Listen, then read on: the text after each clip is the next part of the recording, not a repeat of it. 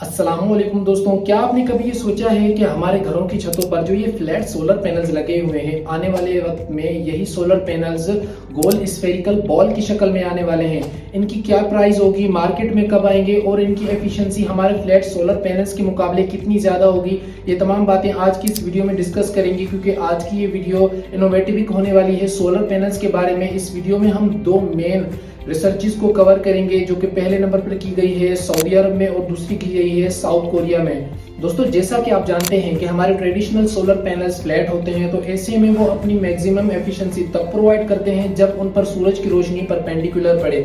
अगर उन पर सूरज की रोशनी डायरेक्शनल पड़ती है तो ऐसे में वो सोलर पैनल्स अपनी एफिशिएंसी ड्रॉप करते हैं। तो इसीलिए हम क्या करते हैं कि उनके साथ सन ट्रैकर लगाते हैं ताकि उन सोलर पैनल्स का मुंह हर वक्त सूरज की तरफ रहे। इससे सोलर पैनल्स की एफिशिएंसी 30% तक बढ़ जाती है। बात करते हैं पहली रिसर्च के बारे में, जो कि किंग अब्दुल्ला यूनिवर्सिटी साइंस और टेक्नोलॉजी सऊदी अरेबिया में की गई है, जिसके अंदर उन्होंने एचिंग मेथड के जरिए हमारे ट्रेडिशनल सोलर पैनल को ही पिंग पोंग साइज बॉल के अंदर कन्वर्ट कर दिया है। और इस बॉल को उन्होंने आर्टिफिशियल सनरेज देकर लैब में टेस्टिंग के लिए रखा है। चूंकि हर चीज कहीं ना कहीं से स्टार्ट करनी होती है तो वो लैब से की जाती है, और लैब की टेस्टिंग और एक्चुअल लाइफ की टेस्टिंग में जमीन आसमान का फर्क होता है। लेकिन इस सोलर पैनल की एफिशिएंसी वहां पर 24 to 36% तक ज्यादा थी हमारे ट्रेडिशनल फ्लैट सोलर पैनल के मुकाबले। और दोस्तों, सोलर पैनल्स का ये स्फेरिकल डिजाइन इंस्पायर्ड है नेचर से। आपने अपने घरों में मौजूद हाउस फ्लाइज यानी मक्खियां देखी होंगी, जो कि 270 डिग्री तक देख सकती हैं, क्योंकि उनकी आंखों का डिजाइन स्फेरिकल है यानी गोल है। तो ऐसे में एटमॉस्फेयर में मौजूद वो हर तरफ से लाइट को एब्जॉर्ब करती हैं, जिससे कि उनका व्यू पॉइंट बढ़ जाता है। और हमारे जो ट्रेडिशनल सोलर पैनल्स होते हैं, जब उन पर परपेंडिकुलर लाइट पड़ती है तो अपनी मैक्सिमम एफिशिएंसी प्रोवाइड करते हैं। लेकिन उसी सोलर पैनल को जब गोल स्फेरिकल शेप में बनाया जाता है तो उस पर कहीं ना कहीं से परपेंडिकुलर लाइट पड़ती ही है, और हो सकता है कि मल्टीपल डायरेक्शन से उस पर सनलाइट आए। और दोस्तों, इसी रिसर्च में एक और कमाल की चीज निकलकर सामने आती है, जो कि सोलर पैनल्स ज्यादा गर्मी होने की वजह से अपनी एफिशिएंसी ड्रास्टिकली ड्रॉप कर देते हैं। तो ऐसे में उन्हें ठंडा करने के लिए दुनिया भर में रिसर्च की जा रही है। जहां हमारा ये फ्लैट सोलर पैनल जल्दी और ज्यादा गर्म हो जाता है, उसी जगह ये spherical ball type solar panel जल्दी ठंडा हो जाता है इसकी हीट डिसिपेशन की वजह से, जिससे कि इसकी एफिशिएंसी में ड्रास्टिकली इंक्रीज आ जाता है। अब ये जो spherical ping pong ball type solar panel है, इसे हर एप्लीकेशन में यूज भी नहीं किया जा सकता। इमेजिन करें कि आपकी रूफटॉप पर इस तरीके से बड़े बड़े बॉल्स लगा दिए जाए, फिर छोटे बॉल्स लगा दिए जाए, तो मुझे तो ये पॉसिबल नहीं लगता। तो यही पॉइंट है जो कि मुझे दूसरी रिसर्च की तरफ लाता है। और दोस्तों, ये दूसरी रिसर्च काफी ज्यादा प्रॉमिसिंग है और पर्सनली मुझे काफी ज्यादा वैलिडेट होती हुई नजर आ रही है हमारी रूफटॉप्स के लिए। क्योंकि देखें, king Abdullah University science and technology Saudi Arabia में जो उन्होंने बॉल पिंग पोंग साइज की बनाई है, ये साउथ कोरिया की कंपनी जिसका नाम है सॉफ्ट पीवी, उन्होंने वही बॉल 1 मिलीमीटर के साइज पर लेके गए हैं। यानी उन्होंने सोलर पैनल्स के छोटे छोटे बीड्स बना दिए हैं, जो कि एक बीड एक सोलर सेल का काम करेगा। आगे चल के आपको ये एक्सप्लेन करूंगा कि इस सोलर सेल को बनाया कैसे जा रहा है, लेकिन इससे पहले हम ये बात करेंगे कि इस सोलर सेल को बनाने के फायदे क्या क्या हैं। तो सबसे पहला तो फायदा ये है कि इम्प्रूव एफिशिएंसी, यानी एक सोलर सेल माइक्रो लेवल पर भी लाइट को परपेंडिकुलर एब्जॉर्ब करेगा, जिससे कि वो अपनी फुल एफिशिएंसी प्रोवाइड करेगा। दूसरी तरीके से आप इसे यूं समझ सकते हैं कि पहले हमारे सोलर पैनल्स 2D थे, अब वो 3D बन चुके हैं। तो इसीलिए 3D पैनल ऑटोमेटिकली लाइट को ज्यादा एब्जॉर्ब करेगा। तो ये जो कंपनी है सॉफ्ट पीवी, उन्होंने इस चीज को इस तरीके से एक्सप्लेन किया है कि हमारे एक स्टैंडर्ड साइज का जो सोलर पैनल होता है, जो कि 6.6 फीट बाय 3.3 फीट का होता है, अगर ये बीड्स उस सोलर पैनल पर लगा दिए जाए तो वो 600 वॉट्स तक जनरेट करेगा।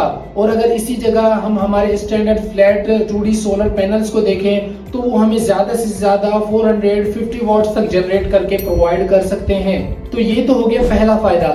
दोस्तों, अब मैं आपको बताता हूँ इन सोलर बीड्स की दूसरी बड़ी एप्लीकेशन या फिर एडवांटेज के बारे में। वो ये है कि आजकल आपको पता है कि बिल्डिंग के फ्रंट फसाड्स के लिए काफी ज्यादा सोलर पैनल्स मैन्युफैक्चर हो रहे हैं, यानी उनकी ग्लास विंडो या फिर ग्लास वॉल की जगह वहां पर सोलर पैनल्स लगाए जा रहे हैं। तो ऐसे में ये ट्रांसपेरेंसी कंट्रोल वाला डिजाइन आपको बहुत ज्यादा यूजफुल हो सकता है आपके लिए। वो ऐसे कि अगर आप अपनी ग्लास वॉल को सेमी ट्रांसपेरेंट रखना चाहते हैं तो आप कम बीड्स लगाएं, और अगर बिल्कुल ट्रांसपेरेंट नहीं रखना चाहते तो आप ज्यादा बीड्स लगाएं। और ये फ्लेक्सिबल होने के साथ साथ डिजाइनेबल भी हैं, तो काफी ज्यादा खूबसूरत दिखने वाली हैं।